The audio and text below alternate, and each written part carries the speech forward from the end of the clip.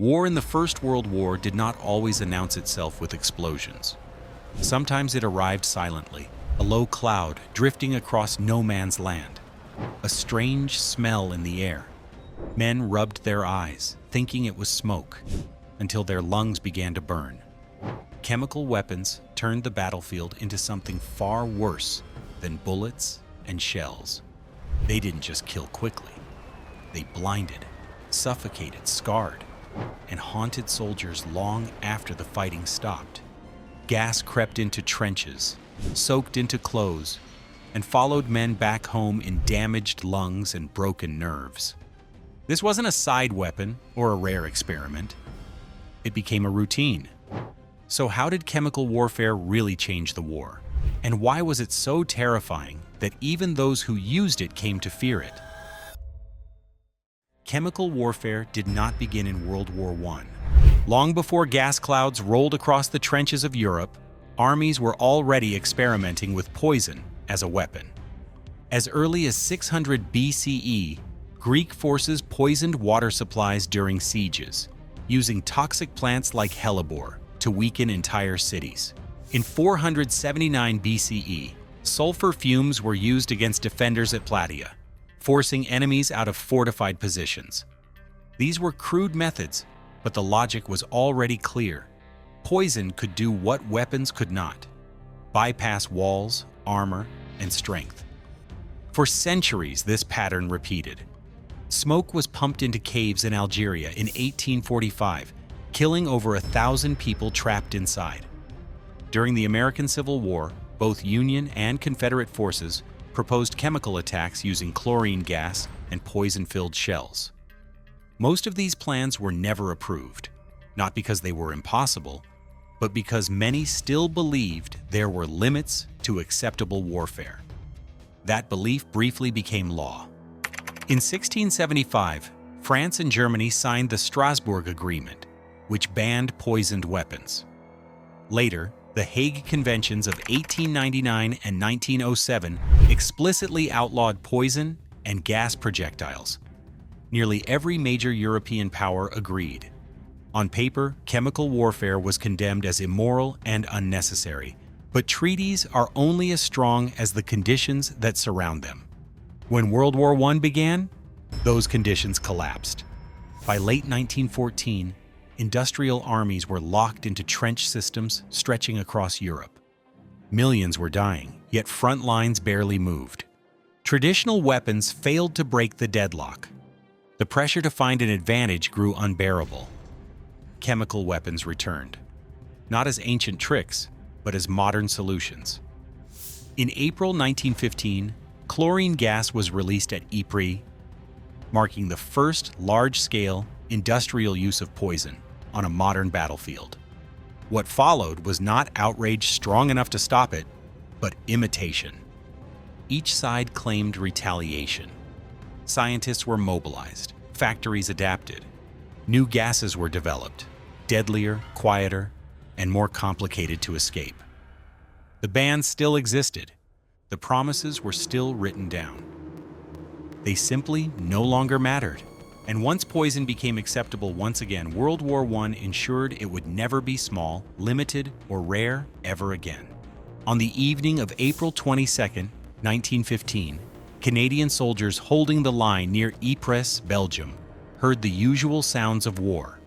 Artillery thundered in the distance and rifles cracked. Nothing felt out of place. But then they saw it. A thick cloud began rising from the German trenches across no man's land. It was yellow-green and moved slowly, hugging the ground. At first, the soldiers didn't panic. Some even leaned over their trenches to get a better look. Smoke was common on the Western Front. At first look, they knew this was different, and they had little time to think of an escape, because the cloud kept coming forward. Quietly. Within minutes, men were screaming. Their eyes burned. Their chests felt like they were on fire. Some clawed at their throats, gasping for air that wouldn't come. Others collapsed where they stood, drowning inside their own lungs. What the soldiers didn't know was that over 5,000 metal cylinders buried in German trenches had just released around 168 tons of chlorine gas into the air. This was not just another attack, it was the birth of chemical warfare. By 1915, World War I had reached a deadly standstill. Trenches stretched nearly 450 miles from the North Sea to the Swiss border. Both sides were dug in deep.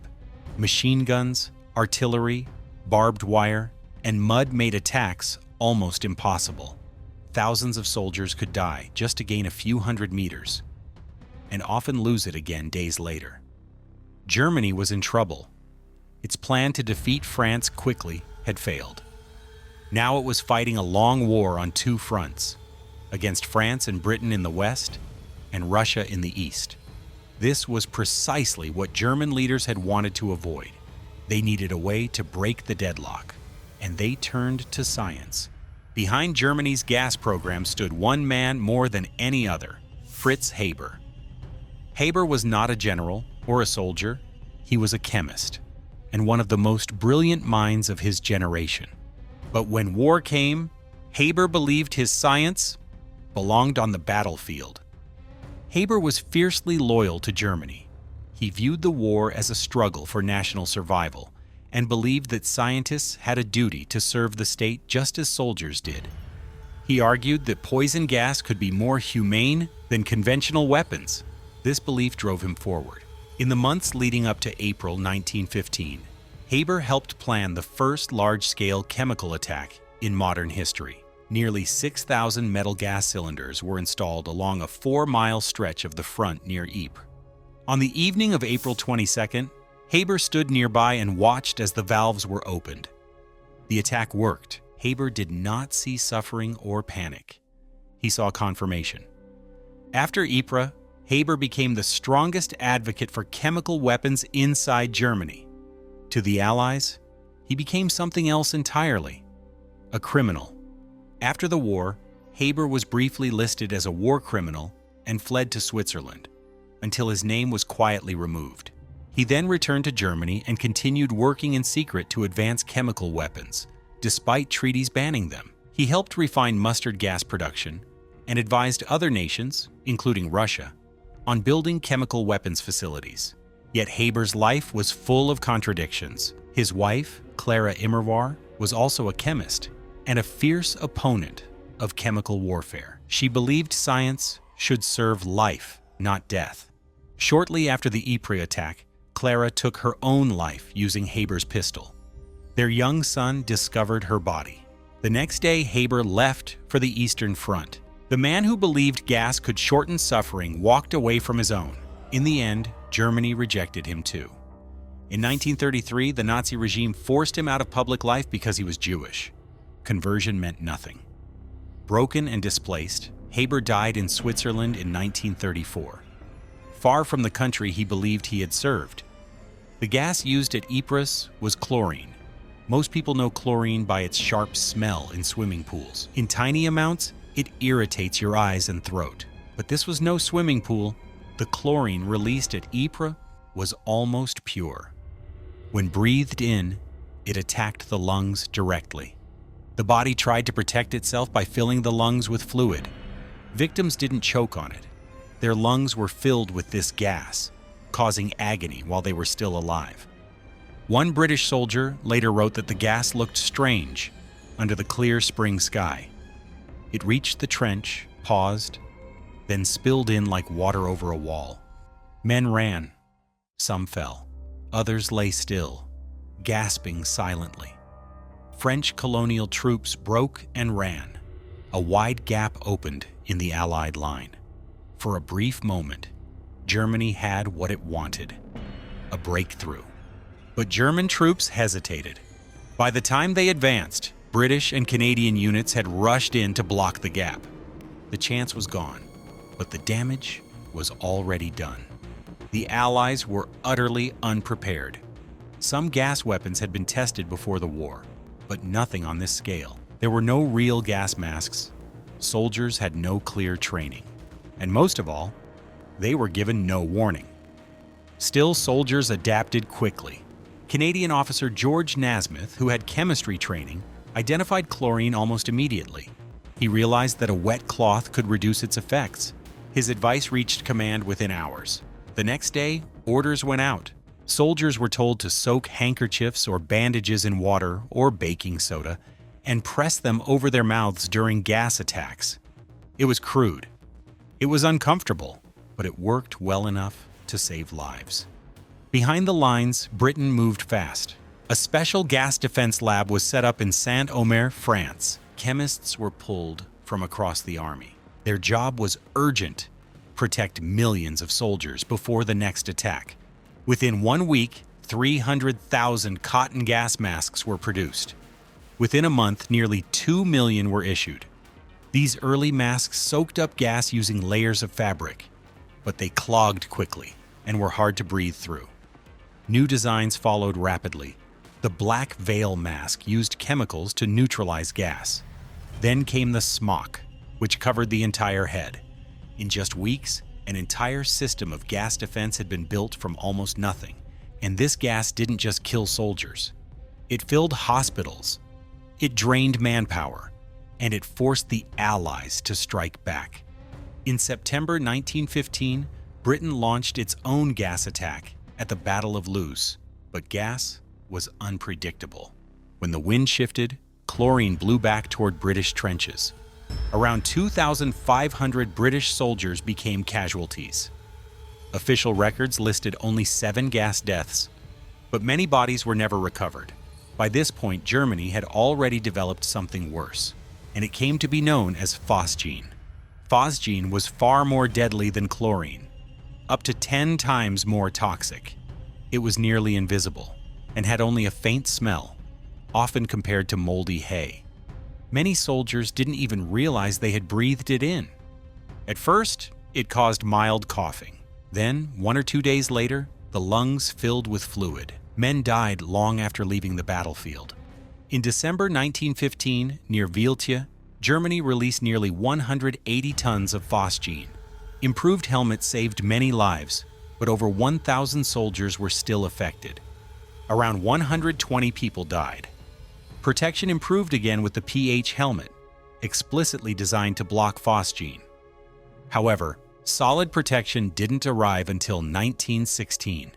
The small box respirator, or SBR, used a tight-fitting face mask connected to a filter box by a hose. It protected the eyes and lungs and could handle multiple gases. However, with this mask on, training became much more difficult. And then came a logistical issue. So many masks were needed that White Hart Lane, the football stadium in London, was turned into a factory.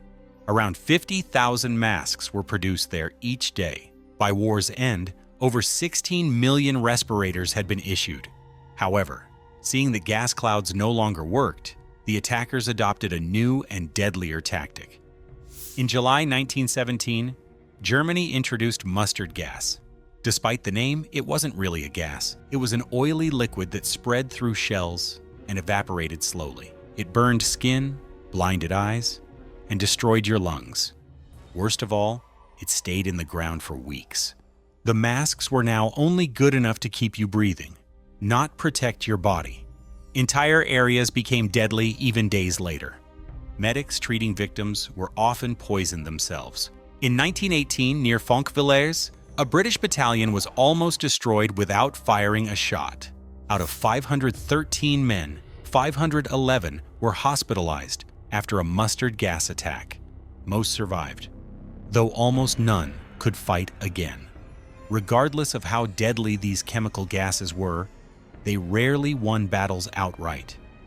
But they were perfect for wearing armies down. A blinded soldier needed help. One casualty pulled others away from the line. Fear spread, even when gas wasn't used. Around 186,000 British and Empire troops were gassed. Only about 6,000 deaths were officially recorded. Mustard gas came out to be the reason for most injuries. However, phosgene was the deadliest, causing many casualties.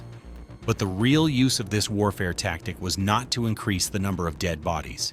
It was to inflict a terror so intense that soldiers would surrender themselves. Once the war ended, General John Pershing warned that gas was too potent to ignore. He was right. chemical weapons didn't disappear. They evolved. And once that line was crossed, warfare was changed forever. And to this day, the real question isn't whether gas worked, it's whether humanity should have ever opened that door at all. If you found this video insightful, consider subscribing, because soon we will be back with another horrifying look back at history. Because believe it or not, the past is much more terrifying than we think.